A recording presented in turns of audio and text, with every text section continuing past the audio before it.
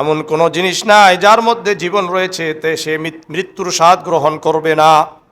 অর্থাৎ আমাদের প্রত্যেককেই মৃত্যুর স্বাদ গ্রহণ করতে হবে। ফাইদা জাজালুহুম লা ইস্তাখিরুনা সাআতাও ওয়া লা ইস্তাকদিমুন।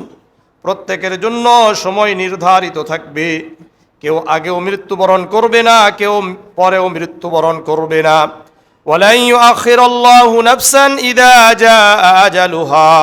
আল্লাহ রাব্বুল আলামিনকে যদি বলা হয় আমাকে কিছু সময় দেন, ওয়ালা ইউআখিরুল্লাহু নাফসান ইযা জাআ আজালুহা, যার জন্য যতটুকু সময় নির্ধারিত রয়েছে এর থেকেও এক মুহূর্তে ওর জন্য সময় ক্ষেপণ করা হবে না।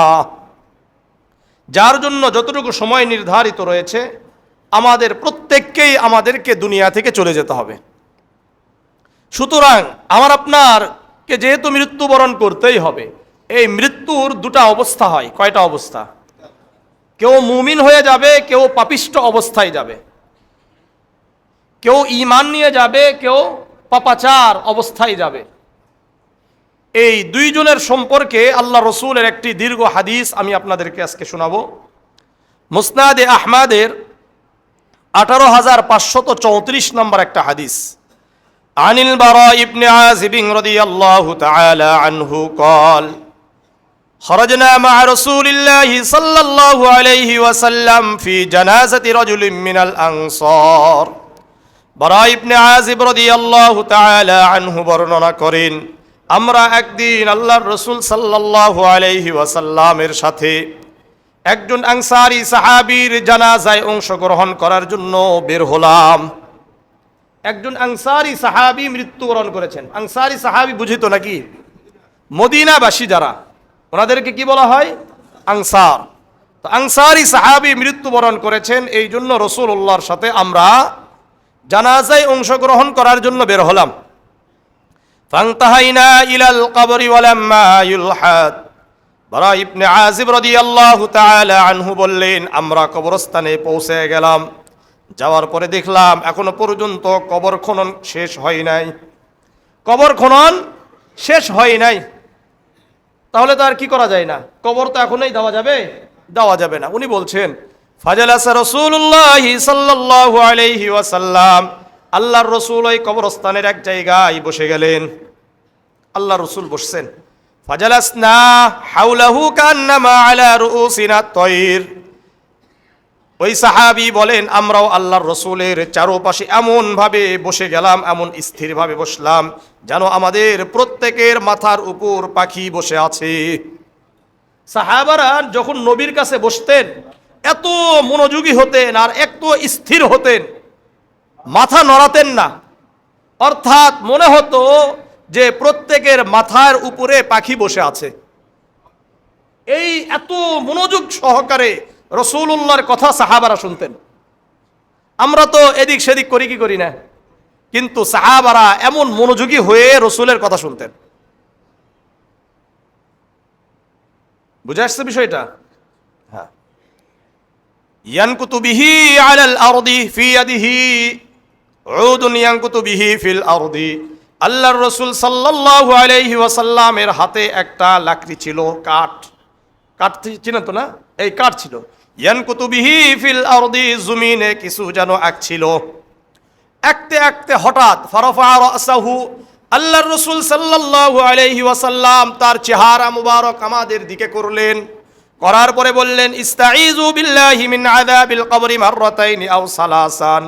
আল্লাহর রাসূল আমাদেরকে লক্ষ্য করে বললেন, এই তোমরা কবরের আযাব থেকে আল্লাহর কাছে আশ্রয় চাও, আল্লাহ তাআলার কাছে আশ্রয় চাও, আল্লাহ তাআলার কাছে আশ্রয় চাও। এই কথা আল্লাহর রাসূল 2 বার অথবা 3 বার বললেন। তোমরা কবরের আযাব থেকে আল্লাহর কাছে আশ্রয় চাও, কবরের আযাব খুব ভয়ঙ্কর। এরপরে আল্লাহর রাসূল বললেন, সুম্মা ক্বালা ইযা ইন্নাল আবদাল মুমিনা ইযা কানা ফি ইনকিতাইম মিনাদ দুনিয়া ওয়া ইকবালিম মিনাল আখিরাহ। আল্লাহর রাসূল সাল্লাল্লাহু আলাইহি ওয়াসাল্লাম বলতে শুরু করলেন, একজন মুমিন বান্দা যিনি আল্লাহ তাআলার ইবাদত গুজার ছিলেন, মুমিন বান্দা ছিলেন, প্রকৃত মুমিন ছিলেন, এই বান্দার যখন দুনিয়ার জীবন শেষ হয়ে যায়, আখিরাতের জীবনের জন্য রওনা দেয়। দুনিয়ার জীবন শেষ, এখন কি কোন দিকে যাবে? আখিরাতের দিকে যাবে, এমন একটা যখন অবস্থা তৈরি হয়ে যায়, মৃত্যু সজ্জায় যখন উপনীত হয়, নাযালা ইলাইহি মিনাস সামাই মালাইকাতুন বিসুল ওয়ুজুহ কান্না ওয়ুজুহুমুশ শামস, সঙ্গে সঙ্গে ওই সময় আসমান থেকে লক্ষ লক্ষ ফেরেশতারা অবতীর্ণ হয়, যেই ফেরেশতাদের চেহারাগুলো সাদা ধবধবে থাকে, কান্না ওয়ুজুহুমুশ শামস, আল্লাহর রাসূল বলেন জানো তাদের চেহারাগুলো সূর্যের ন্যায়, তাদের চেহারাগুলো সূর্যের ন্যায় ধবধবে সাদা ধবধবে।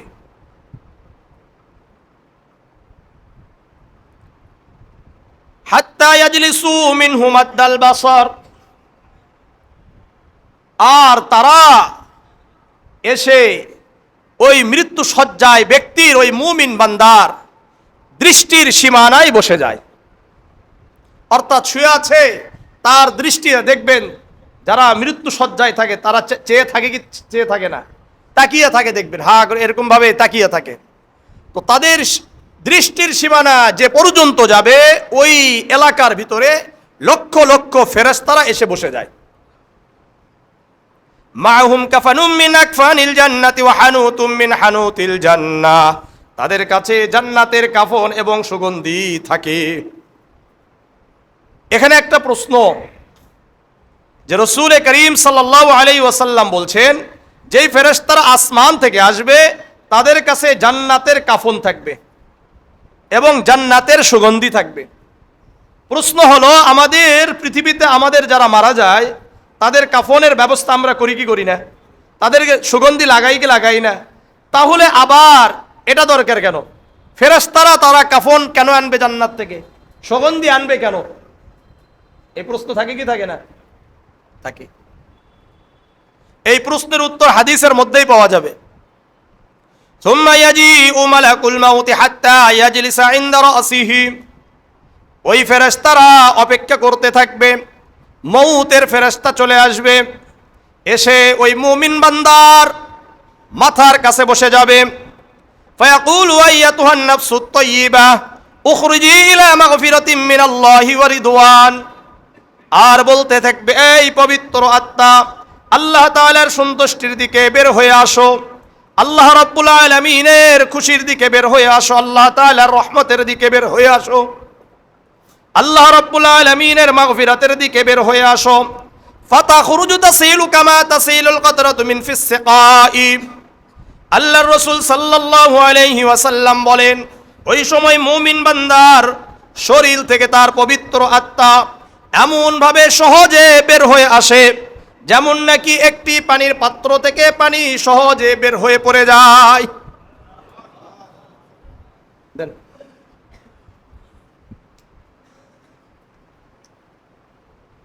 এই যে মনে করলেন পানি, এখন এখান থেকে পড়তে কি সহজ না কঠিন বলেন?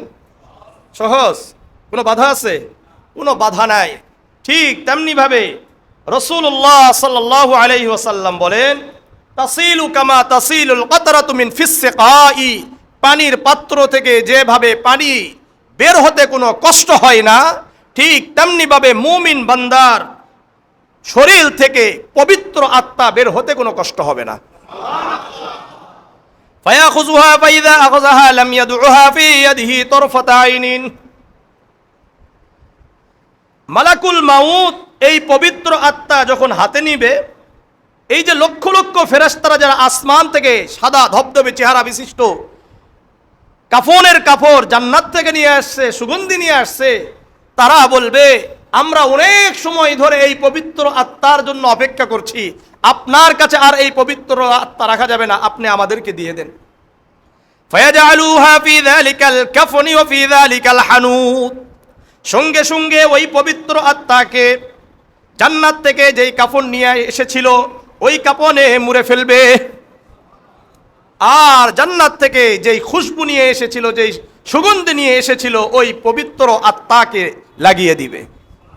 তাহলে আমরা বুঝলাম কি, আমাদের বাহ্যিক যেই শরীরটা আছে এই শরীরের জন্য আমাদের কাফন, আমাদের সুগন্ধি, আর আমাদের ভিতরে যে আত্মা আছে এটা যে যদি পবিত্র হয়, এই আত্মার জন্য ফেরেশতারা জান্নাত থেকে কাফন নিয়ে আসবে এবং সুগন্ধি নিয়ে আসবে। বুঝে আসছে? এরপরে এই ফেরেশতারা এই পবিত্র আত্মা নিয়ে ফায়াসআদুনা বিহা, এরা আসমানের দিকে উঠতে থাকবে।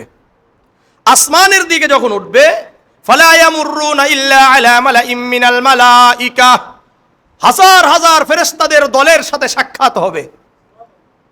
আর যে সুগন্ধি লাগিয়ে দিয়েছে, এটা তাদের কাছে সুগন্ধি লাগবে, তাদের নাকে গিয়ে লেগে যাবে। তখন তারা বলবে, মা হাদার রূহুল তাইয়্যিব, এটা কার পবিত্র আত্মা, কার পবিত্র আত্মা? ফায়াকুলুনা ফুলান ইবনু ফুলান, ওই ফেরেশতারা বলবে উমুকের ছেলে উমুক।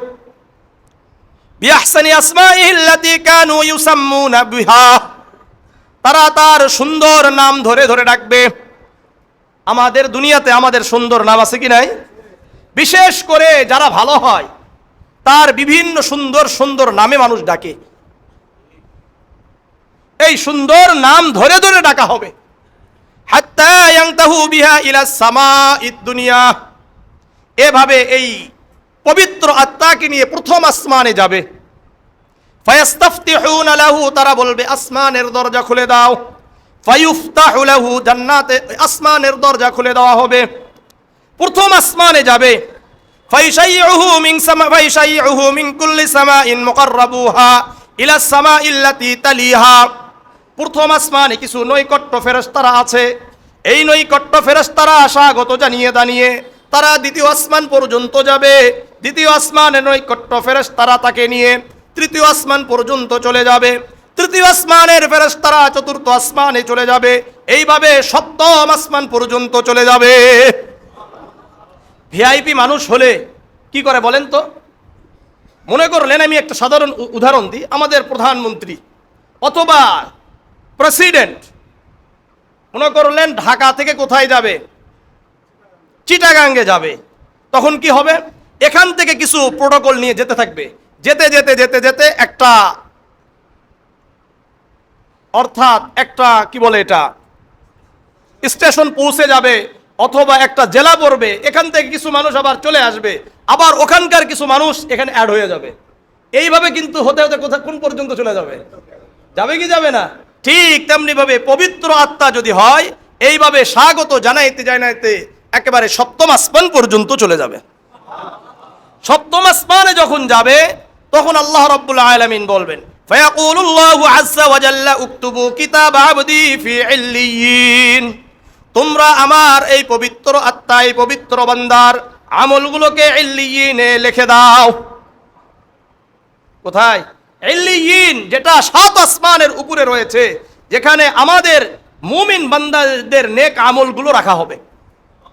ওয়াইদুহু ইলাল আরদি, আর আল্লাহ রাব্বুল আলামিন বলবেন, এই ফেরেশতারা, আমার এই মুমিন বান্দার যে পবিত্র আত্মা তোমরা নিয়ে এসেছো, এটা তার কবরে পৌঁছে দাও।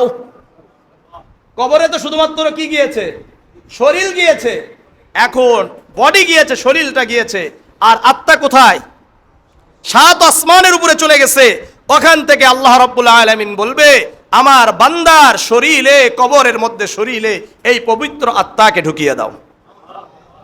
ফাইন্নী মিনহা খলাকতুহুম ওয়া ফিহা উঈদুহুম ওয়া মিনহা উখরিজুহুম তারাতান উখরা, আমি আল্লাহ এই জমিন থেকে, মাটি থেকে এদেরকে সৃষ্টি করেছি।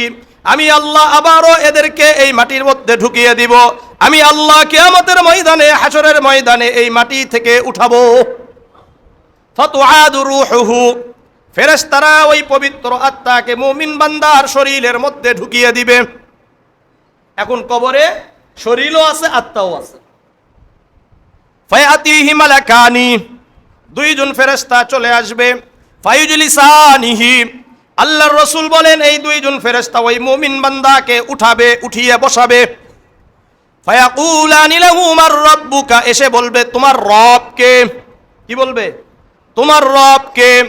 ফায়াকুলু রাব্বি আল্লাহ, সঙ্গে সঙ্গে ওই মুমিন বান্দা বলবে, আমার রব হলো আল্লাহ। আমাদের রব কে? আবার বলেন, আমাদের রব কে? আবার বলেন, আমাদের রব কে? আল্লাহ। এই রবের সাথে যত আমাদের সম্পর্ক হবে, আমার আপনার অন্তরে প্রশান্তি লাভ করবে। সঙ্গে সঙ্গে ওই মুমিন বান্দা বলবে, আমার রব হলো আল্লাহ। ফায়াকুলানি লাহু মা দীনুকা, আবার বলবে তোমার দিন কি? ফায়াকুলু দীনি আল ইসলাম, ওই মুমিন বান্দা বলবে আমার দিন হলো ইসলাম। ফায়াকুলানি লাহু মা হাযা আর-রাজুলু আল্লাযী বুইসা ফীকুম, এই ব্যক্তিকে চিনো নাকি, যেই ব্যক্তিকে তোমাদের কাছে নবী হিসাবে প্রেরণ করা হয়েছিল? এই ব্যক্তিকে চিনো যাকে তোমাদের কাছে প্রেরণ করা হয়েছিল? ফায়াকুলু হুয়া রাসূলুল্লাহ সাল্লাল্লাহু আলাইহি ওয়াসাল্লাম, মুমিন বান্দা বলবেন উনি তো আমাদের নবী মুহাম্মদুর রাসূলুল্লাহ সাল্লাল্লাহু আলাইহি ওয়াসাল্লাম। আজকে কবরে যখন নাকি রসুলের চেহারাটা দেখানো হবে, তখন কি আমাদের চেহারাগুলো কি রসুলের চেহারার সাথে মিল থাকবে কিনা বলেন? যদি মিল না থাকে কোথায় যাব? এই জন্য চেহারাটা কি রসুলের মতো চেহারা করা যায়? কারা কারা নিয়ত করতে পারেন? আজকে লাইলাতুন নিসফি মিন শাবান, একটা বরকতপূর্ণ রাত। আজকে থেকে নিয়ত করি তো ইনশাআল্লাহ করা যায়?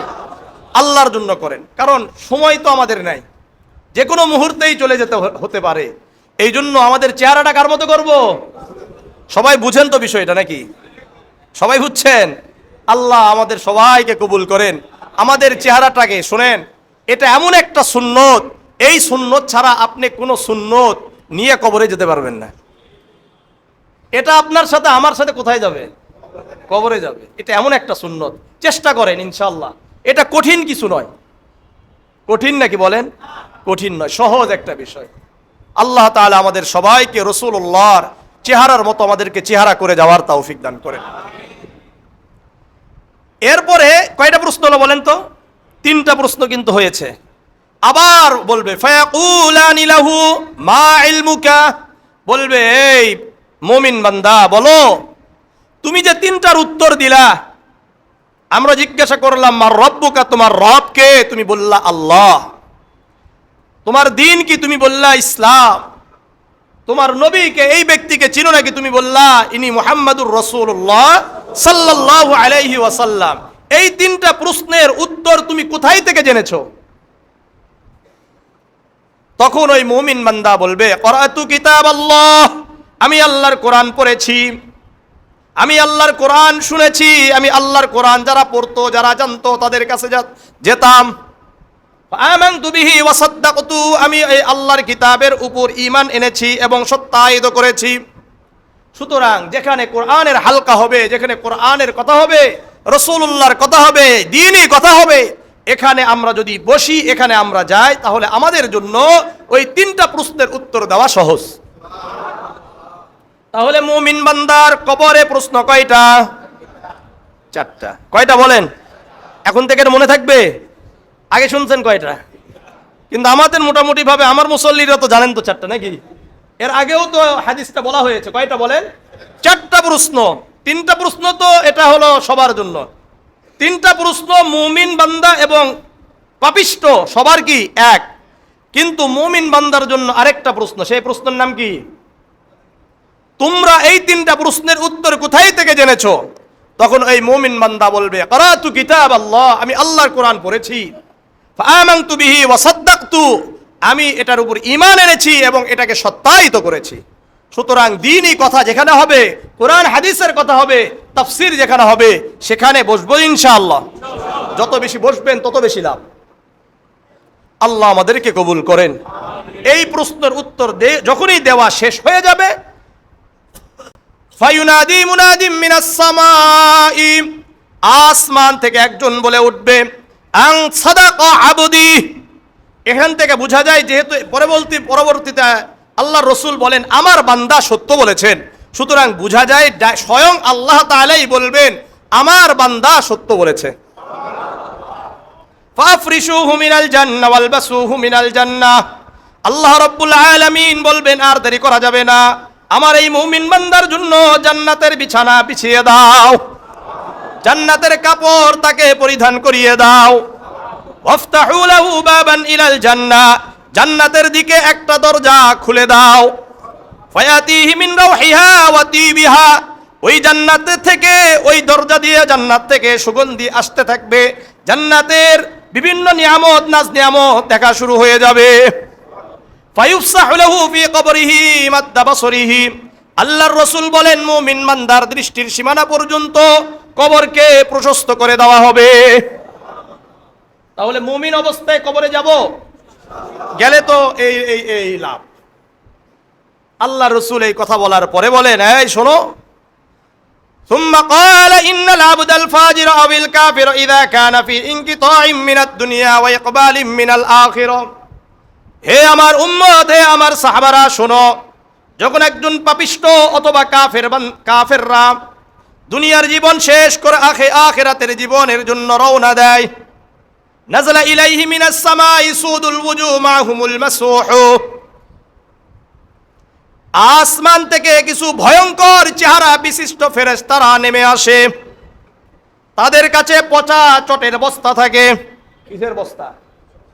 পচা চটের বস্তা, দুর্গন্ধময় বস্তা থাকে।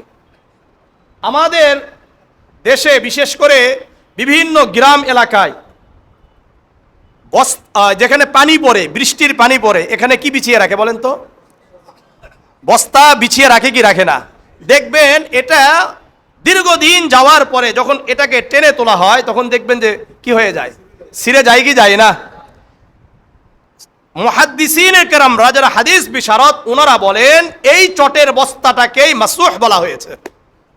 এরকম দুর্গন্ধময় নিকৃষ্ট পচা একটা চটের বস্তা নিয়ে ওই ভয়ঙ্কর ফেরেশতারা আসবে। হাত্তা ইয়াজলিসু মিনহু মাদ্দাল বাসরি, এসে ওই পাপিষ্ট বান্দার দৃষ্টির সীমানায় বসে যায়। থুম্মা ইয়াজিউ মালাকুল মাউতি হাত্তা ইয়াজলিসা ইনদা রাসিহি, এরপরে মৃত্যুর ফেরেশতা এসে ওই পাপিষ্ট বান্দার মাথার কাছে বসে যায়। ফায়াকুলু আইয়াতুহান নাফসুল খাবিসা উখরিজি ইলা সাখতিম মিনাল্লাহি ওয়া গাদাবিম মিনাল্লাহ, আর বলতে থাকে, এই পাপিষ্ট আত্মা, আল্লাহ তাআলার আযাবের দিকে, আল্লাহ তাআলার অসন্তুষ্টির দিকে বের হয়ে আসো। যখন ফেরেশতা মালাকুল মাউত এটা বলবে, ফাতুফাররুকু ফি জাসাদিহি, আল্লাহর রাসূল সাল্লাল্লাহু আলাইহি ওয়াসাল্লাম বলেন, ওই পাপিষ্ট আত্মা তার ওই পাপিষ্ট বান্দার পুরা শরীরের মধ্যে ছড়িয়ে যাবে, বের হতে চাইবে না। ফায়ানতাজিউহা কামা ইয়ানতাজিউস সাফুদু মিনাস সুফিল মাবলুল, আল্লাহর রাসূল সাল্লাল্লাহু আলাইহি ওয়াসাল্লাম বলেন, ওই পাপিষ্ট আত্মাকে ওই পাপিষ্ট বান্দার শরীর থেকে এমন ভাবে টেনে হিচড়ে বের করা হবে, এতটা কষ্ট হবে যেমন নাকি ভিজা তুলার মধ্যে যদি একটা জং ধরা পাথর, একটা লোহা ঢুকিয়ে দেওয়া হয়, এরপরে যখন বের করা হবে কিন্তু সহজে বের হয় না, বের হবে না। যতটা কষ্ট হবে এর থেকেও বেশি কষ্ট হবে একজন পাপিষ্ট বান্দার পাপিষ্ট আত্মা তার শরীর থেকে বের করার সময়। বের হলো, বের করার পরে ফেরেশতা মালাকুল মাউত ওই পাপিষ্ট আত্মাটা নিবে। তখন এই ভয়ঙ্কর যে ফেরেশতারা আসমান থেকে আসছে, পচা চটের বস্তা নিয়ে আসছে, তারা বলবে, আমরা দীর্ঘ সময় ধরে এই পাপিষ্ট আত্মাকে নেওয়ার জন্য আমরা বসে আছি। সঙ্গে সঙ্গে তার কাছ থেকে নিবে। ফায়াজআলুহা ফি যালিকাল মাসউহ, আর ওই পাপিষ্ট আত্মাকে, নোংরা আত্মাকে ওই নোংরা পচা বস্তার ভিতরে ঢুকিয়ে রাখবে। ফায়াসআদুনা বিহা ফালা ইয়ামুররুনা ইল্লা আলা মালাইম মিনাল মালাইকা, এরপরে আসমানের দিকে উঠতে থাকবে, বিভিন্ন ফেরেশতার দলের সাথে সাক্ষাৎ হবে। তারা বলতে থাকবে, মা হাযার রূহুল খাবিস, এটা কোন নোংরা পাপিষ্ট আত্মা, কার পাপিষ্ট আত্মা, এত নোংরা নিকৃষ্ট আত্মা কার? ফায়াকুলুনা ফুলান ইবনু ফুলানিন বিআকবাহি আসমাইহি আল্লাতী কানা ইউসাম্মা বিহা, তারা বলবে উমুকের ছেলে উমুক, যত খারাপ নাম রয়েছে এই খারাপ নাম ধরে ধরে ডাকা হবে। আমাদের মধ্যে মিথ্যাবাদী আছে কি নাই? সুদখোর ঘুষখোর আছে কি নাই? দুর্নীতিবাজ আছে কি নাই? আমরা বিভিন্ন জনকে বলি কি বলি না? বলি না, এ মিথ্যাবাদী, এ মুনাফিক। এরকম আমরা যারা কাজ করি এই সমস্ত খারাপ নাম ধরে ধরে ডাকা হবে। হাত্তা ইনতাহা বিহা ইলাস সামাই, প্রথম আসমানে যখন যাবে, ফায়াস্তাফতিহুনা লাহু, তারা বলবে যে আসমানের দরজা খুলে দাও। ফালা ইফতাহু লাহু, তার জন্য আসমানের দরজা খোলা হবে না। আসমানের দরজা তার জন্য খোলা হবে না। আল্লাহ বলবে উকতুবু কিতাব আবদি ফি সিজ্জিন ফিল আরদি সুফলা, আমার এই পাপিষ্ঠ বান্দার আত্মাকে জমিনে নিক্ষেপ করে দাও। আর তার যে আমলনামা, এটা সাত জমিনের নিচে সিজ্জিন নামক একটা জায়গা আছে, এখানে রেখে দাও। আল্লাহ রাব্বুল আলামিন যখন বলবে, তখন এটাকে নিকৃষ্ট আত্মাকে জমিনে নিক্ষেপ করা হবে, আর তার যে খারাপ আমলনামা এটা সিজ্জিনে রাখা হবে। ফাতুআদু রূহুহু, আল্লাহর রাসূল বলেন, যখন তার আত্মাকে কবরে ওই পাপিষ্ঠ বান্দার শরীরের মধ্যে ঢুকিয়ে দেওয়া হবে, ফায়াতিহি মালাকানি, দুইজন ফেরেশতা আসবে, ফায়ুজলিসানিহি, এসে তাকে বসাবে, বসে বলবে, ফায়াকুলানি লাহু মার রাব্বুকা, তোমার রব কে? ফায়াকুলু হা হা লা আদরি, আফসোস আফসোস, আমার জন্য ধ্বংস, আমি জানি না আমার রব কে। আপনাদেরকে বলি, এখন যারা পাপিষ্ঠ বান্দারা আছে তারা জানে কি জানে না রব আল্লাহ? যে যত কিছুই করুক এটা জানে না, কিন্তু এটা কাজে লাগবে না, সেখানে গিয়ে ভুলে যাবে। সেখানে গিয়ে কি হবে? ভুলে যাবে, বলতে পারবে না। ফায়াকুলানি লাহু মা দীনুকা, তোমার দিন কি? ফায়াকুলু হা হা লা আদরি, বলবে আমি জানি না, আমার জন্য আফসোস, আমার জন্য ধ্বংস। আবার বলবে ফায়াকুলানি লাহু মা হাযার রাজুলুল্লাযী বুইসা ফীকুম, এই ব্যক্তিকে চিনো নাকি, যে ব্যক্তিকে তোমাদের কাছে প্রেরণ করা হয়েছিল? ফায়াকুলু হা হা লা আদরি, আমরা জানি না। এই কথা যখন বলবে, ফায়ুনাদি মুনাদিম মিনাস সামাই, আসমান থেকে আল্লাহ রাব্বুল আলামিন বলে উঠবেন, আন ক্বাদ কাযাবা আবদি, আমার বান্দা মিথ্যা বলেছে। ফাফরিশুহু মিনান নার ওয়ালবাসুহু মিনান নার, আমার এই পাপিষ্ঠ বান্দার জন্য জাহান্নামের বিছানা বিছিয়ে দাও, জাহান্নামের আগুনের কাপড় তাকে পরিধান করিয়ে দাও। ওয়াফতাহু লাহু বাবান ইলান নার, জাহান্নামের দিকে একটা দরজা খুলে দাও। যখন দরজা খুলে দেওয়া হবে, ফায়াতিহি হাররুহা ওয়া সামুমুহা, জাহান্নামের আগুন তার কবরে আসা শুরু হয়ে যাবে। কবরে কি আসবে বলেন? জাহান্নামের আগুন আসবে। ফায়ালতাইমু আলাইহি, তার কবরটা সংকীর্ণ হয়ে যাবে। ওয়া তাখতালিফু আসলাউহু, তার দুই পাশ থেকে এমন ভাবে কবর চাপ দিবে, এক পাজরের হাড় আরেক পাজরের ভিতরে ঢুকে যাবে, এক পাজরের হাড় আরেক পাজরের ভিতরে ঢুকে যাবে। রাসূলুল্লাহ সাল্লাল্লাহু আলাইহি ওয়াসাল্লাম জামিআ তিরমিজির 2460 নম্বর হাদিসের মধ্যে আল্লাহ রাসূল এই কথা বলতে গিয়ে এইভাবে বুঝিয়ে দিয়েছেন, ফাআদখালা বাযুহা ফি বাযিন বিআসাবিহি, আল্লাহ রাসূল এই দুই হাতকে এইভাবে সাহাবাদের সামনে উঠালেন, উঠিয়ে বললেন, দেখো এক হাতের আঙ্গুলগুলো আরেক হাতের আঙ্গুলের ভিতরে যেভাবে ঢুকে যাচ্ছে, ঠিক তেমনি ভাবে কবর যখন খারাপ পাপিষ্ঠ আত্মা যখন কবরের মধ্যে যাবে, তখন কবরটা এতটা সংকীর্ণ হয়ে যাবে, এতটা চাপ দিবে যে এক পাজরের হাড় আরেক পাজরের ভিতরে ঢুকে যাবে। ওয়াইদাইকুল্লাহু লাহু 70 তিননিনান, আল্লাহর রাসূল বলেন ওই পাপিষ্ঠ বান্দার জন্য 70টি অজগর সাপ নিযুক্ত করা হবে। কতটা? 70টা অজগর সাপ তার জন্য নিযুক্ত করা হবে। লাউ আন্না ওয়াহিদাম মিনহা নাফাখা ফিল আরদি মা আনবাতাত শাইআন মা বাকিয়াতিদ দুনিয়া, আল্লাহর রাসূল সাল্লাল্লাহু আলাইহি ওয়াসাল্লাম বলেন, একটা সাপও যদি দুনিয়াতে একবার নিঃশ্বাস ফেলতো, দুনিয়া যতদিন থাকবে ততদিন পর্যন্ত কোনো উদ্ভিদ জন্মাবে না। অর্থাৎ উদ্ভিদ যদি এই একটা অজগর সাপ যদি দুনিয়াতে একবার নিঃশ্বাস ফেলতো, পুরা দুনিয়া কিয়ামত পর্যন্ত যতদিন থাকবে ততদিন পর্যন্ত একটা উদ্ভিদ দুনিয়াতে জন্মাবে না। একটু চিন্তা করেন, একটু চিন্তা করেন। ওয়ায়াশ হাসনাহু ওয়ায়াখদিশনাহু হাত্তা ইউফযা বিহি ইলাল হিসাব, কিয়ামত পর্যন্ত এই 70টি অজগর সাপ তাকে দংশন করতে থাকবে। এই জন্য আমরা মুমিন অবস্থায় যাব না পাপিষ্ঠ অবস্থায় যাব বলেন? মুমিন অবস্থায় যেতে হবে। এই জন্য আমার আপনার সাথে কিছু যাবে, আমার আপনার সাথে কি যাবে? আমার আপনার সাথে আমল নামা যাবে। আমার বাড়িঘর যাবে না, আমার আত্মীয় স্বজন কিছু যাবে না, শুধুমাত্র আমাদের আমল যাবে, আমাদের সদকা, আমাদের দান, এগুলো যাবে। এই জন্য দান করার দরকার আছে। হ্যাঁ, কারা কারা দান করতে রাজি আছেন? সবাই ইনশাআল্লাহ।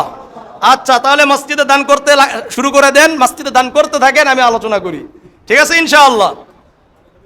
সহিহ বুখারীর 6514 নম্বর একটা হাদিস, عن أنس بن مالك رضي الله تعالى عنه قال قال رسول الله صلى الله عليه وسلم يتبع الميت ثلاثة।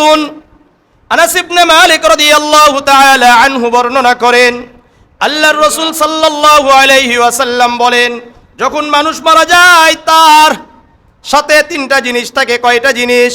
তিনটা জিনিস থাকে। এটাকে বোঝানোর জন্য অনেক হাদিস বিশারদরা তিনজন ভাই বলেছে। কয়জন ভাই?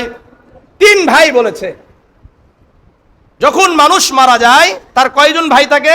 তিনজন ভাই থাকে।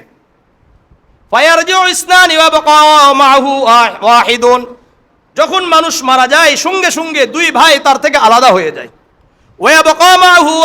একটি ভাই তার সাথে থাকে। যখন বলেন তো, মানুষ যখন মারা যায়, আমি যদি এখানে আজকে মারা যাই, আমি কি আমার পরিবারের কাছে যেতে পারবো? আমার ঘরে আমাকে ঢুকানো হবে? আমার বাড়িতে নিয়ে যাওয়া হবে? না, নিয়ে যাওয়া হবে না। আমি মৃত্যুবরণ করার সঙ্গে সঙ্গে আমার সম্পদ, আমার বাড়িঘর, সমস্ত কিছু আমার থেকে আলাদা হয়ে গেল, এটা আমার সাথে যাবে না। এরপরে আরেক ভাই রয়েছে, আত্মীয় স্বজন, তারা আমাদের সাথে জানাজার নামাজে কিছু মানুষ অংশগ্রহণ করবে, কিছু মানুষ আমাদের সাথে কবরস্থান পর্যন্ত যাবে, কবরে দাফন কাফনের পরে তারাও আমাদের কাছ থেকে ফিরে আসবে। তাহলে আমাদের সাথে দুইজনই নাই। যেটার জন্য আমরা এত ব্যস্ত, যার জন্য বেশি ব্যস্ত, এটা আগেই শেষ। সেটা কি বলেন তো? বাড়ি ঘর, সম্পদ, যেটার জন্য আমরা মিথ্যা বলি, মানুষ খুন করি, করি কি করি না? মানুষ খুন করি না? কি বলেন, মানুষ খুন করি না?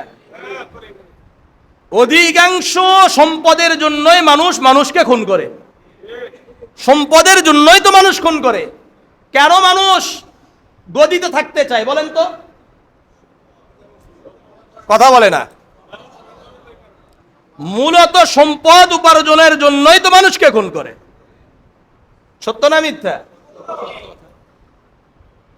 তাহলে সমস্ত কিছুর মূলে হলো সম্পদ, আর এই সম্পদ আমার আপনার নিঃশ্বাস বন্ধ হয়ে যাওয়ার সঙ্গে সঙ্গে এটা আলাদা। এরপরে যাদের জন্য আমরা করি, কাদের জন্য? এই সন্তানদের জন্য। এই সন্তানরাও আমাদের থেকে আলাদা হয়ে যাবে। কোন সন্তানকে যদি বলা হয় যে তোমার বাবা তোমার জন্য অনেক কষ্ট করেছে, কমপক্ষে একটা দিন তুমি কার সাথে থাকো?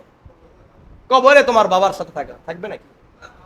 স্ত্রী এত ভালোবাসার জিনিস, তার জন্য সুদ ঘুষ খাইতে কোনো কি করে না, দ্বিধা করে না। কারণ আমার স্ত্রীর এটা দিতে হবে, আমার স্ত্রীকে ওটা দিতে হবে।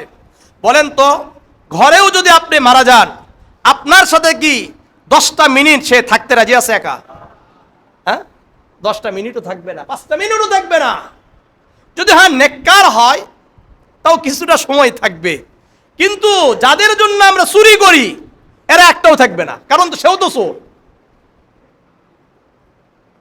শোনেন, যারা যত বেশি পাপ করে তাদের ভিতরে ভয় তত বেশি, যারা পাপ কম করে তাদের ভিতরে ভয় তত কি কম। এটা বাস্তবতা। এই জন্য দেখবেন বিধর্মীরা ভয় করে বেশি। বিধর্মীরা কি করে? ভয় করে বেশি। আল্লাহওয়ালারা ভয় করে না, কারণ আল্লাহওয়ালারা মনে করে আমার মৃত্যুর সঙ্গে সঙ্গে আমার রবের সাথে আমার সাক্ষাৎ হয়ে যাবে। আর পাপিষ্ঠ যারা, তারা জানে যে আমার মৃত্যুর সঙ্গে সঙ্গে আমার চামড়া থাকবে না। এটা বুঝে কি বুঝে না বলেন? সুতরাং আল্লাহ রাব্বুল আলামিন আমাদেরকে যে 3টা ভাই দিয়েছেন, 1 নম্বর সম্পদ, এটা আলাদা হয়ে গেল। 2 নাম্বার আমার আপনার যে আত্মীয় স্বজন, আমার আপনার স্ত্রী, আমার আপনার সন্তান, আমার আপনার ভাই। নেককার ভাই হলে আলহামদুলিল্লাহ, নেককার সন্তান হলে আলহামদুলিল্লাহ, নেককার স্ত্রী হলে আলহামদুলিল্লাহ। কিন্তু যদি বদকার হয়, পাপিষ্ঠ হয়, এরা খুব দ্রুত আপনার কাছ থেকে সরে যাবে। আর পাপিষ্ঠ যদি সন্তান রেখে যান, এরা তো আপনার জন্য সারা বছর কোনো সম্পর্কই নাই। বছরে একবার কোনোভাবে কি করবে? ডাল ভাত খাওয়ানোর জন্য চেষ্টা করবে, একটু মিলাদ করবে, যেটাও করা আরেকটা কি কোরআন হাদিসের সাথে কোনো সম্পৃক্ততা নেই।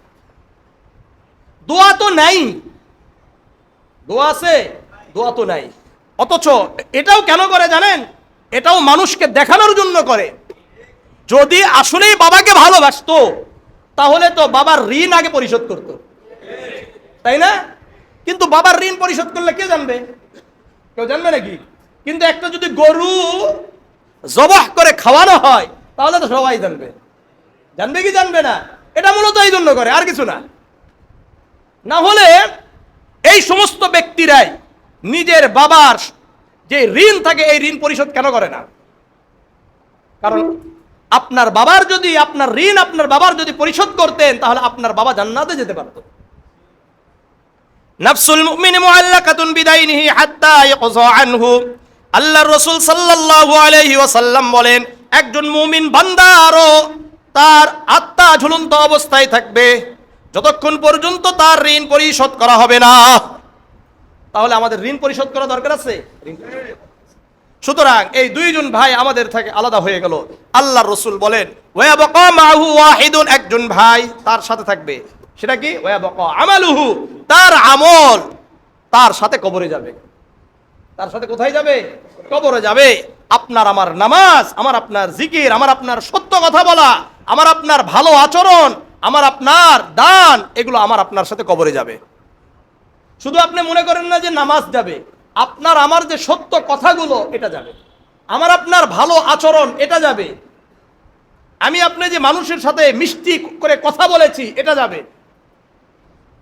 সুন্দর করে কথা বলা সদকা, ওয়াল আমরু বিল মা'রুফ ওয়ান নাহয়ু আনিল মুনকার, মানুষকে সৎ কাজের আদেশ করেছে এটা যাবে, মানুষকে অসৎ কাজ থেকে নিষেধ করেছে এটা যাবে।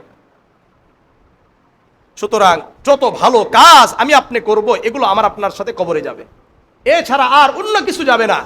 এই জন্য আপনাদের কাছে অনুরোধ থাকবে, আলহামদুলিল্লাহ আল্লাহ রাব্বুল আলামিন আবারও 1 বছর পর আমাদেরকে একটি পবিত্র রাত্রি দান করলেন, যে রাত্রিতে আল্লাহ রাব্বুল আলামিন এখন আসমানের প্রথম আসমানে আছেন।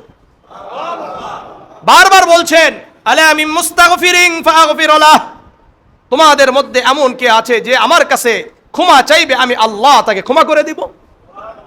আলা মিন মুস্তারজিকিন ফারযুকহু, আমি হাদিস নাম্বারগুলো এখন বলতেছি না, কারণ এগুলা গত সপ্তাহ এর আজকেও বলেছি, এই জন্য আর বলছি না। আলা মিন মুস্তারজিকিন ফারযুকহু, তোমাদের মধ্যে কে আছে যে আমার কাছে রিজিক চাইবে, আমি আল্লাহ তার রিজিকের ব্যবস্থা করে দিব। এই জন্য আজকে খুব আল্লাহর কাছে কান্নাকাটি করা দরকার, যাদের ব্যবসা বাণিজ্যের হালত ভালো না, যাদের চাকরির অবস্থা ভালো না, চাকরি যাই ভাব, যাদের চাকরি নাই। এখন আমাদের এই পলাশবাড়িতে অনেক মানুষের চাকরি নাই, আবার অনেকের চাকরি কি আছে, ঝুলন্ত অবস্থায় আছে। আজকে সারা রাত কান্নাকাটি করে, কালকে অধিকাংশদের ছুটি আছে কি নাই? ছুটি আছে, দিনে ঘুমায়েন, রাতে আল্লাহর কাছে খুব কান্নাকাটি করেন, বিশেষ করে আল্লাহ তাআলার কাছ থেকে হালাল রিজিকের ব্যবস্থা করে নেন। আলা মিন মুবতালিন ফাওয়াফি, আবার আল্লাহ রাব্বুল আলামিন বলেন, তোমাদের মধ্যে কেউ কি বিপদগ্রস্ত রয়েছে, আমি আল্লাহর কাছে তোমরা তোমাদের বিপদ থেকে মুক্তি চাও, আমি আল্লাহ বিপদ থেকে মুক্ত করে দিব। অনেকের সন্তান হয় না, আছে না? সন্তান আল্লাহ দিতে পারেন কি পারেন না? দিতে পারেন, আল্লাহ সন্তান দিতে পারেন। সন্তানের জন্য আজকে আল্লাহর কাছে দোয়া করেন, আল্লাহ আমাকে সন্তান দেন, আমাকে একটা রব্বি হাবলি মিনাস সালিহিন, আল্লাহ আমাকে নেককার সন্তান দেন। রব্বানা হাব লানা মিন আজওয়াজিনা ওয়া যুররিয়াতিনা কুররাতা আ'য়ুন, এই দুইটা দোয়া করা দরকার। রব্বানা হাব লানা মিন আজওয়াজিনা ওয়া যুররিয়াতিনা কুররাতা আ'য়ুন, এটা সূরা ফুরকানের 74 নম্বর আয়াত, এটা মুখস্থ করবেন। এর অর্থ হলো রব্বানা হাব লানা মিন আজওয়াজিনা ওয়া যুররিয়াতিনা কুররাতা আ'য়ুন, আয় আল্লাহ আমাকে এমন এক সন্তান দান করেন যে সন্তান আমার চোখের শীতলতা হবে, এমন স্ত্রী দান করেন যেই স্ত্রী আমার জন্য চোখের শীতলতা হবে। রব্বি হাবলি মিনাস সালিহিন, আয় রব্বুল আলামিন আমাকে এমন সন্তান দান করেন যে নেককারদের অন্তর্ভুক্ত হবে। সুতরাং এটা আজকে আল্লাহর কাছে দোয়া করবেন, বিশেষ করে যদি সন্তান চাই, আস্তাগফিরুল্লাহ আস্তাগফিরুল্লাহ আস্তাগফিরুল্লাহ আস্তাগফিরুল্লাহ, এইভাবে আমরা দোয়া করব ইনশাআল্লাহ। তাহলে আজকের মূল আমল হলো তিনটা। এক নম্বর, বেশি বেশি ইস্তেগফার করা। কি করা বলেন? বেশি বেশি ইস্তেগফার করা। দ্বিতীয় নাম্বার, রিজিক চাওয়া। তিন নম্বর, বিপদ আপদ থেকে আল্লাহর কাছে মুক্তি চাওয়া। এবং এই রাত্রিতে নামাজ পড়া, সেটা আমরা সুনানে ইবনে মাজার 1388 নম্বর যে হাদিস, এই হাদিসটাই গেল। এখানে রাসূলুল্লাহ সাল্লাল্লাহু আলাইহি ওয়াসাল্লাম বলেছেন, ইযা কানাত লাইলাতুন নিসফি মিন শাবান, শাবানের মধ্যরাত্রি। আজকে কি বলেন? শাবানের মধ্যরাত্রি। আল্লাহ রসুল বলেন, ফাকুমু লাইলাহা, এই রাত্রিতে তোমরা অধিক পরিমাণে নামাজ পড়ো। কুমু মানে হলো কিয়াম করো। কিয়াম মানে কি? ইয়া নবী সালা, এটা না। কুমু লাইলাহা মানে তোমরা নামাজ পড়ো। হাদিসের মধ্যে যত জায়গায় কিয়াম কিয়াম শব্দ পাবেন, মূলত এটার অর্থ কি? নামাজ। আজকে নামাজ পড়া দরকার। এই নামাজ আমরা কিভাবে পড়বো? অনেক ভাইয়েরা আছেন বারবার জিজ্ঞাসা করে, বুঝে না। শোনেন, একেবারে সহজ। ফেসবুক দেখে আর ইউটিউব দেখে সব শিখেন না, ধরা খাবেন। এই বলে 2 রাকাত নামাজ পড়বেন, সূরা ফাতিহার পরে সূরা ইখলাস 10 বার, তারপরে উমুক। এগুলো ঠিক নাই। আপনি আমি প্রতিদিন বিভিন্ন সুন্নত নামাজ পড়ি না? পড়ি কি পড়ি না? নফল পড়ি না? আপনি ফজরের আগে 2 রাকাত সুন্নত পড়েন, জোহরের আগে 4 রাকাত সুন্নত পড়েন, আবার 2 রাকাত সুন্নত পড়েন, আসরের আগে 4 রাকাত সুন্নত পড়েন, এশার আগে কয় রাকাত সুন্নত পড়েন? 4 রাকাত পড়ি কি পড়ি না? এই যে এই সুন্নতগুলোকে যেই নিয়মে আমরা পড়ি, 4 রাকাত হোক 2 রাকাত হোক, আমরা কিভাবে পড়ি? আল্লাহু আকবার, এরপরে সানা পড়ি, সানার পরে সূরা ফাতিহা পড়ি, সূরা ফাতিহার পরে একটা সূরা পড়ি, তাই না? পড়ার পরে রুকু সেজদা করার পরে দ্বিতীয় রাকাতে আবার উঠি, আবার সূরা ফাতিহা পড়ি, আরেকটা সূরা পড়ি, 2 রাকাত শেষ, বৈঠক করলাম। তৃতীয় রাকাতের জন্য উঠে আবার কি করি আমরা? সূরা ফাতিহা পড়ি, আবার একটা সূরা মিলাই, ঠিক আছে? চতুর্থ রাকাতে আবার উঠে আবার সূরা ফাতিহার সাথে সূরা মিলাই কি মিলাই না? এই যে পদ্ধতি, এই পদ্ধতিতেই কি করব আমরা? নফল নামাজগুলো পড়ব। সহজ বিষয়, কঠিন কোনো বিষয়। উমুকটা পড়তে হবে, তুমুকটা পড়তে হবে, এগুলোর কোনো অস্তিত্ব কোথাও নাই। এগুলোর থেকে আল্লাহ তাআলা আমাদেরকে হেফাজত করেন। আমার মা বোনদেরকেও এইভাবেই বলে দিবেন যে এইভাবেই পড়তে হবে। নামাজ পড়লেন যত পারেন, 2 রাকাত করে হোক 4 রাকাত করে হোক, যত পারেন তত পড়েন, যত পারেন তত পড়েন। হ্যাঁ, বাকি সেজদাতে আপনি বিভিন্ন দোয়া করতে পারেন। সেজদায় কোথায়? নফল নামাজের সেজদা যত দীর্ঘ হবে তত ভালো। সেটা কি? সুবহান রাব্বিয়াল আ'লা, সুবহান রাব্বিয়াল আ'লা, সুবহান রাব্বিয়াল আ'লা, তাই না? এরপরে আরো বহু দোয়া আছে। কেন?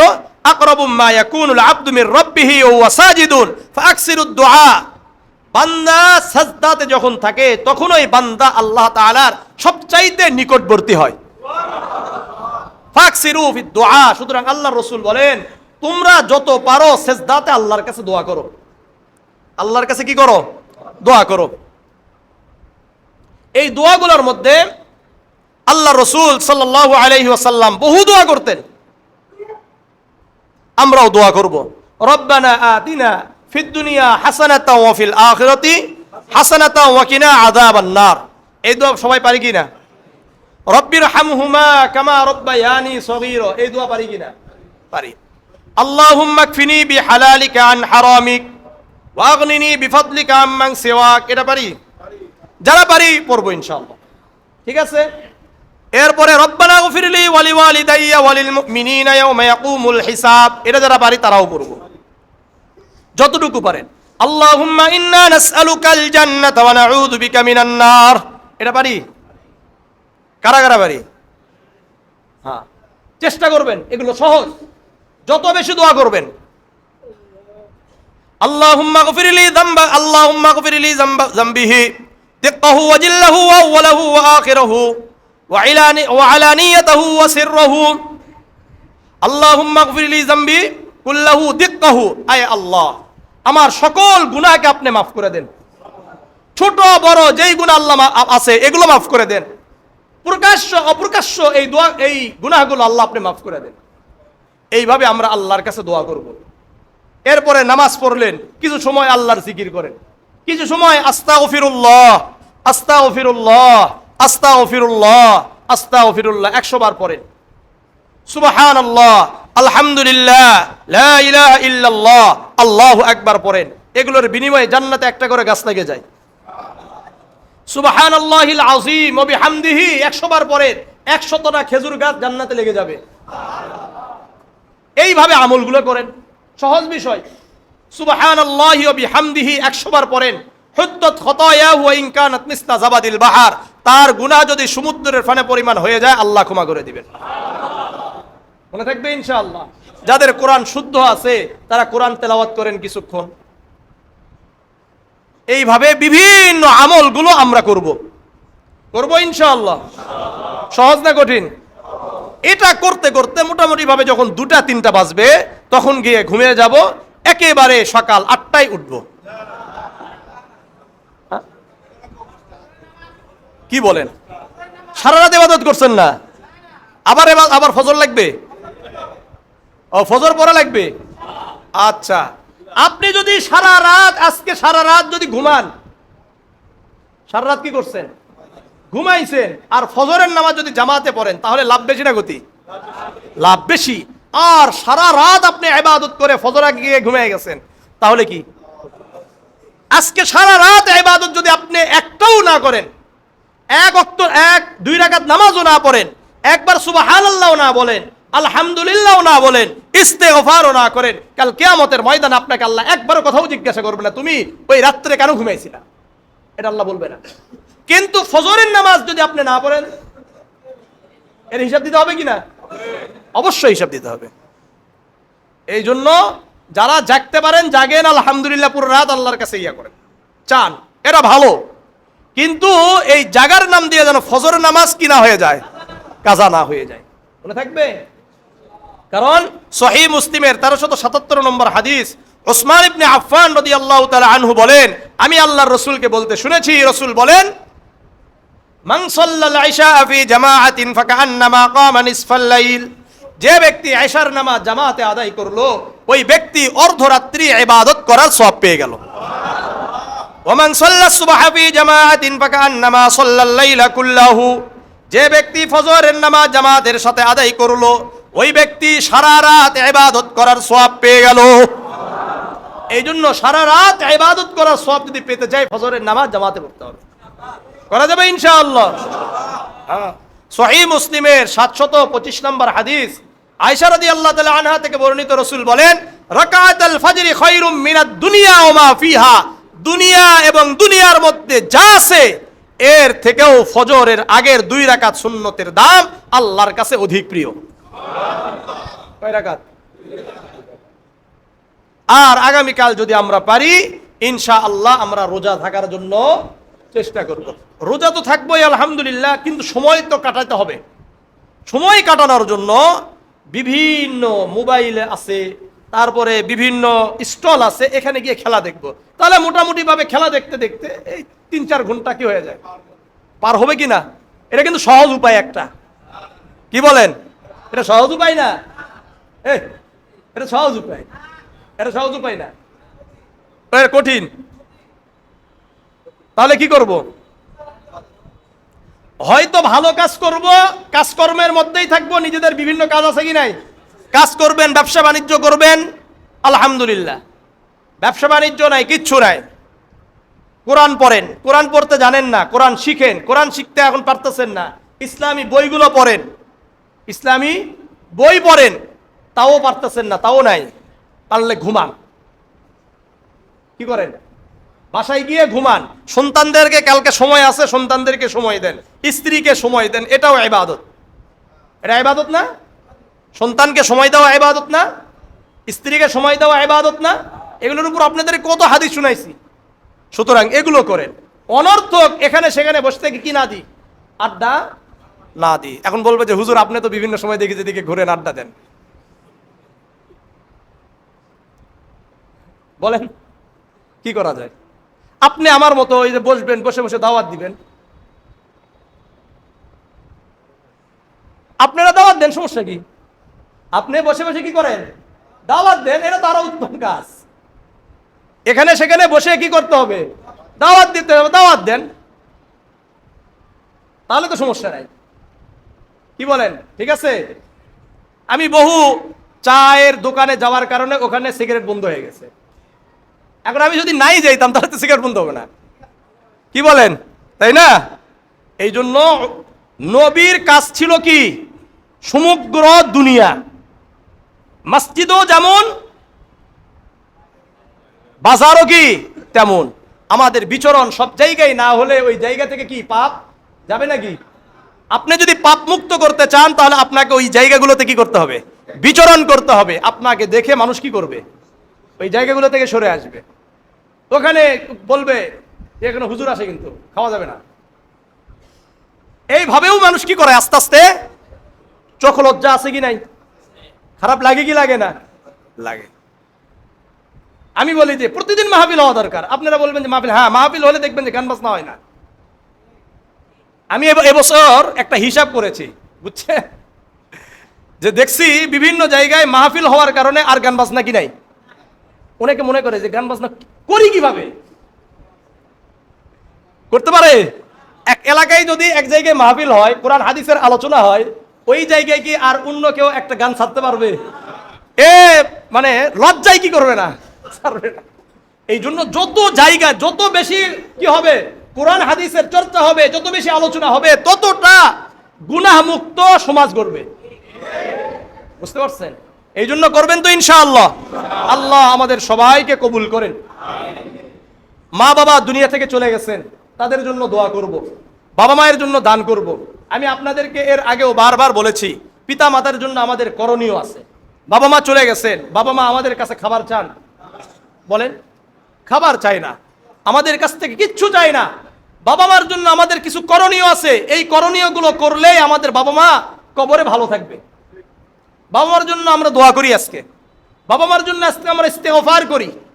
বাবা মায়ের সাথে, বাবা মার যারা আত্মীয় স্বজন আছেন তাদের সাথে সম্পর্ক রাখি। বাবা মার যারা বন্ধু আছেন তাদের সাথে আমরা সম্পর্ক রাখি। মনে থাকবে বিষয়টা? বাবা মার জন্য আলাদাভাবে দান করি। আমি বারবার একটা কথা বলি যে বাবা মা বেঁচে থাকতেন, ধরে নেন বেঁচে থাকে, যদি বেঁচে থাকতেন তাহলে আমাদের বাবা মায়ের উপর একটা খরচ ছিল না? ছিল কি না? কারো 10,000, কারো 5,000, কারো 2,000, এইভাবে খরচ পাঠাইতে হইতো কি হইতো না? অথবা দিতে হতো কি হতো না? বাবা মার যত থাকুক না কেন, সন্তান যদি 500 টাকাও দেয়, এটা বাবা মা খুশি হয়ে যায়। বাবা মা কি অনেক খরচ করে নাকি? দেখবেন খরচ করতে পারে না। এই 1,000 টাকার একটা নগদ টাকা কি দিছেন, চকচকে একটা টাকা দিছেন, এটা বালিশের নিচে রেখে দিবে, খুশিতে বাগবাগ, তাই না? এই জন্য বাবা মাকে জিনিস তো দিবেন, কিন্তু টাকাটা দিলে টাকার প্রতি আলাদা একটা ভালোবাসা আছে। ভালোবাসা আছে না? পকেটে টাকা থাকলে ভালো লাগে না খারাপ লাগে? এটা বুঝেন? আপনার বাবা মারও ওই একই অবস্থা, দিলেই ভালো, থাকলেও দেন, খাবে না, ওটা দেখবেন যে ঘুরে ফিরে আবার আপনিই পাবেন, ঘুরে ফিরে আপনার ছেলেরা পাবে, কিন্তু দিলে খুশি। এখন বাবা মা নাই, তাহলে কি করবেন? এখন বাবা মার জন্য আমাদের দান করা দরকার। প্রতি মাসে একটা অ্যামাউন্ট তৈরি করেন। রমাদানে তো বেশি দিবেন, এই রাত্রিগুলো তো বেশি দিবেন, কিন্তু প্রতি মাসিক একটা কি রাখেন, অ্যামাউন্ট রাখেন, এটা বাবার জন্য, এটা মায়ের জন্য। এইভাবে কি দেন, দান করতে থাকেন। বিভিন্ন মসজিদে দেন, বিভিন্ন ইয়াতিমখানায় দেন। এমন যদি পারা যায়, সবচাইতে ভালো কোনো গরিব ছেলেকে কি করা, তাকে একেবারে তার পড়াশোনা শেষ করা পর্যন্ত তার সাথে লেগে থাকা, এটা সবচাইতে উত্তম একটা কি কাজ। এটা আপনার বাবার জন্য করেন, এটা মায়ের জন্য করেন। আল্লাহ তো অনেক দিয়েছেন। বাবা মা যদি বেঁচে থাকতেন, অসুস্থ থাকতো, তাদের পিছনে খরচ হতো কি হতো না? আমরা এটা চিন্তা করি না কেন বলেন? এটাই যদি বাবা মার জন্য আমরা নিয়মিত প্রতি মাসে একটা আলাদা দান, আলাদা একটা অ্যামাউন্ট বের করে দিয়ে দিই, এটা আমাদের বাবা মা পেয়ে যাবে। এটা আল্লাহ রসুল বলেছেন। সুতরাং করবো তো ইনশাআল্লাহ। আল্লাহ রাব্বুল আলামিন আমাদের সবাইকে কবুল করেন। আল্লাহ আমাদের সবাইকে কবুল করেন। কেউ কোনো সময় নষ্ট করবো না ইনশাআল্লাহ। কবরস্থানে আল্লাহ রসুল গিয়েছেন এই রাত্রিতে, কিন্তু জামাতবদ্ধভাবে যান নাই, গিয়েছেন একা গিয়েছেন। আপনারা যান, একা যান, এখন বলবেন যে হুজুর ভয় লাগে। ওই যে বললাম, সমস্যা আমাদের, সমস্যা কার? আমাদের। ভয়ের কিছু নাই, এরা উঠে আসবে না, উঠে আসবে না। তাহলে ভয় কিসের? বরং আপনারা অনেকে জানেনই না, সবচাইতে নিরাপদ জায়গা কোনটা? কবরস্থান। কবরস্থানে বসে থাকবেন, কিচ্ছু হবে না। একেবারে এটা ধারণা খারাপ। কবরস্থানে কিচ্ছু হবে না, আপনি সারা রাত বসে থাকেন, দেখেন কিচ্ছু হবে না। আসলে মূলত ভয় হলো আমাদের পাপের কারণে আমাদের ভয়। কিসের কারণে? পাপের কারণে আমার ভয়। আমার মা যখন ইন্তিকাল করছিলেন, আমি ওই সময় কিছুদিন নওগাঁয় ছিলাম। আমি একবারে ফজরের আজানের আগেই বাড়ি থেকে উঠে সাইকেল নিয়ে কবরস্থানে আগে যেতাম। কবরস্থানে গিয়ে কবর জিয়ারত করে এরপরে ফজর নামাজ পড়তাম। একা যাইতাম, কেউ থাকতো না, আমার কিছু মনেই হইতো না। বাস্তবতার কথা বলতেছি। আমি যখন ছিলাম, আমি আমার যে নওগাঁয় যাই, মূলত আমি যাই হলো আমার মা বাবার কবর জিয়ারত করার জন্য। হুজুর জানে, আমি বিভিন্ন সময় বলি ভাল লাগতেছে না, এই যখন মা বাবার কবরটা জিয়ারত করে আসি, মনটা শান্তি, বুঝছেন? এই জন্য বাবা মার কবর জিয়ারত করা, বাবা মার জন্য দোয়া করা, এর থেকে বড় শান্তি আপনি কিছু পাবেন না দুনিয়াতে। একটু মন খুলে গিয়ে কান্নাকাটি করেন ওখানে, মা বাবার সাথে কিছু কথা বলেন, ভালো লাগবে, মনটা প্রশান্তি হবে, মনে একটা শান্তি পাবেন। মনের ভিতরে কিছু কি থাকে, জড়তা থাকে, এগুলো বের হয়ে যাবে। আল্লাহ আমাদের সবাইকে পিতামাতার জন্য অধিক পরিমাণে দান, অধিক পরিমাণে দোয়া করার তৌফিক দান করেন। আলহামদুলিল্লাহি রাব্বিল আলামিন, ওয়াসসালাতু ওয়াসসালামু আলা সাইয়্যিদিল আমবিয়া ওয়া ইমামিল মুরসালিন ওয়া আলা আলিহি ওয়া আসহাবিহি আজমাইন ওয়া মান তাবিআহুম বিইহসানিন ইলা ইয়াউমিদ্দিন। ربنا آتنا في الدنيا حسنة وفي الآخرة حسنة وقنا عذاب النار. ربنا اغفر لي ولوالدي وللمؤمنين يوم يقوم الحساب. رب ارحمهما كما ربياني صغيرا. আল্লাহ আমাদের অনেকের বাবা নাই, মা নাই। আল্লাহ আমরা বাবাকে বাবা বলে ডাকতে পারি না, মাকে মা বলে ডাকতে পারি না। আল্লাহ আমাদের ছোটবেলায় আল্লাহ কতবার পেশাব পায়খানা করেছি। আল্লাহ বাবা মা কখনো অসন্তুষ্ট হয় নাই, রাগ হয় নাই। আমাদের পেশাব পায়খানা বারবার পরিষ্কার করে আবারও আমাদেরকে বুকে জড়িয়ে ধরেছেন। আল্লাহ বাবা মাকে কত কষ্ট দিয়েছি। আল্লাহ আমাদের ছোটবেলায় আল্লাহ আমাদের চিৎকারের কারণে, আমাদের কান্নাকাটির কারণে আল্লাহ কত রাত চলে গেছে। আল্লাহ বাবা মা নির্ঘুম থেকেছে। আল্লাহ সেই বাবা মা আজকে কবরে শায়িত। আল্লাহ তাদের কেউ নাই আপনি ছাড়া। রব্বির হামহুমা কামা রব্বায়ানি সগীরা। আমাদেরকে ছোটবেলায় যেমন আমাদের পিতা মাতা দয়া করেছেন, মায়া করেছেন, আল্লাহ লালন পালন করেছেন, আল্লাহ আল্লাহ আজকে আমাদের পিতা মাতাও একেবারে নিঃস্ব, কেউ নাই। আল্লাহ আমাদের পিতা মাতার উপর আপনি দয়া করেন, মায়া করে। আল্লাহ আমাদের পিতা মাতার কবরগুলোকে জান্নাতের বাগান বানায়া দেন। আল্লাহ আমাদের যাদের বাবা মা বেঁচে আছেন তাদের সেবা করার তৌফিক দান করেন। আল্লাহ আমাদের বাবা মার সেবা করার তৌফিক দান করেন। তাদের প্রয়োজনে রব্বুল আলামিন আমাদেরকে খরচ করার তৌফিক দান করেন। আল্লাহ আমাদের পিতা মাতা যা খাইতে পছন্দ করে আল্লাহ আমাদেরকে সেগুলো তাদের সামনে উপস্থাপন করার তৌফিক দান করেন। ইয়া রাব্বুল আলামিন, কবর প্রতিদিন বলছে আনা বাইতুল ওয়াহদা, আমি একাকিত্বের ঘর। আনা বাইতুত তুরাব, আমি মাটির ঘর। আনা বাইতুজ যুলমা, আমি অন্ধকারের ঘর। আনা বাইতুল গুরবা, আমি অপরিচিতির ঘর। আনা বাইতুল গুরাব, আমি কীটপতঙ্গের ঘর, সার বিচ্ছুর ঘর। যারা ঈমান আমল নিয়ে আসবে আমি তাদের জন্য জান্নাতের টুকরা হয়ে যাব। আর যারা আমল নিয়ে আসবে না, অপরাধ করে আসবে, নামাজ পড়বে না, কোরআন তেলাওয়াত করবে না, জিকির করবে না, যাকাত দিবে না, দান করবে না, ভালো কাজ করবে না, আমি তাদের জন্য জাহান্নামের টুকরা হয়ে যাব। দুই পার্শ্ব থেকে এমন ভাবে চাপ দিব, এক পাজরের হাড় আর এক পাজরের ভিতর ঢুকে যাবে। আল্লাহ আপনার হাবিব বলেছেন 70টি অযোগ্যর সাপ নিযুক্ত করা হবে, কিয়ামত পর্যন্ত দংশন করতে থাকবে। ইয়া রাব্বুল আলামিন, এরকম ভয়ঙ্কর কবর থেকে আমাদেরকে আপনি হেফাজত করেন। আল্লাহ আমাদের সবাইকে 5 ওয়াক্ত নামাজ আদায় করার তৌফিক দান করেন। আল্লাহ আমার আমার সাথে যারা আমিন আমিন বলছেন, আল্লাহ প্রত্যেককে আল্লাহ আপনি 5 ওয়াক্ত নামাজি বানায়া দেন। আল্লাহ দ্বীনের উপর চলার তৌফিক দান করেন। আয়া রাব্বুল আলামিন, যাদের রিজিকের অভাব রয়েছে আল্লাহ আপনি রিজিকের অভাব দূর করে দেন, রিজিকের মধ্যে আপনি বরকত দান করেন। যাদের ব্যবসা বাণিজ্য মন্দা চলছে আল্লাহ ব্যবসা বাণিজ্যের মধ্যে বরকত দান করেন। যাদের চাকরির সমস্যা আল্লাহ আপনি চাকরির ব্যবস্থা করে দেন। আয়া রাব্বুল আলামিন, যাদের সন্তান হয় না আপনি সন্তানের ব্যবস্থা করে দেন। আয়া রাব্বুল আলামিন, আমাদের সন্তানগুলোকে নেককার সন্তান বানায়া দেন। আল্লাহ আমাদের সন্তানগুলোকে নেককার সন্তান বানায়া দেন। আল্লাহ ছেলে সন্তান রয়েছে বিবাহের ব্যবস্থা হচ্ছে না আল্লাহ আপনি ব্যবস্থা করে দেন। আল্লাহ মেয়ে আছে ভালো ছেলে পাচ্ছেন আল্লাহ নেককার ছেলের ব্যবস্থা আপনি করে দেন। আয়া রাব্বুল আলামিন, আমার পলাশবাড়ির মানুষগুলোকে আল্লাহ আপনি কবুল করেন। আল্লাহ আমার পলাশবাড়ির মানুষগুলোকে আল্লাহ বিশেষ করে যারা নিয়মিত নামাজ পড়ে আল্লাহ প্রত্যেককে আপনার ঘর বাইতুল্লাহ জিয়ারত করার তৌফিক দান করেন। আল্লাহ আপনার হাবিবের রওজায় জিয়ারত করার তৌফিক দান করেন। আল্লাহ মসজিদ আকসাকে আপনি হেফাজত করেন। আল্লাহ মসজিদ আকসায় আমাদেরকে যাওয়ার তৌফিক দান করেন। আয়া রাব্বুল আলামিন, আমাদের বাংলাদেশকে সকল প্রকার ষড়যন্ত্র থেকে হেফাজত করেন, অরাজকতা থেকে হেফাজত করেন, বিশৃঙ্খলা থেকে হেফাজত করেন। আল্লাহ আয়া রাব্বুল আলামিন, আমাদেরকে ঐক্যবদ্ধভাবে দেশের জন্য কাজ করার তৌফিক দান করেন, দিনের জন্য কাজ করার তৌফিক দান করেন। আল্লাহ ইসলামী হুকুমত কায়েম করার তৌফিক দান করেন। আল্লাহ খেলাফত কায়েম করার তৌফিক দান করেন। আল্লাহ আমাদেরকে সৎ নেতা নির্বাচন করার তৌফিক দান করেন। আল্লাহ ভীরু নেতা নির্বাচন করার তৌফিক দান করেন। ইয়া রাব্বুল আলামিন, বিশেষ করে আমার পলাশবাড়ির মানুষগুলোকে আল্লাহ আপনি কবুল করে নেন। আল্লাহ পলাশবাড়ির যত মানুষ দুনিয়া থেকে চলে গেছেন আল্লাহ তাদের কবরগুলোকে আপনি জান্নাতের বাগান বানায়া দেন।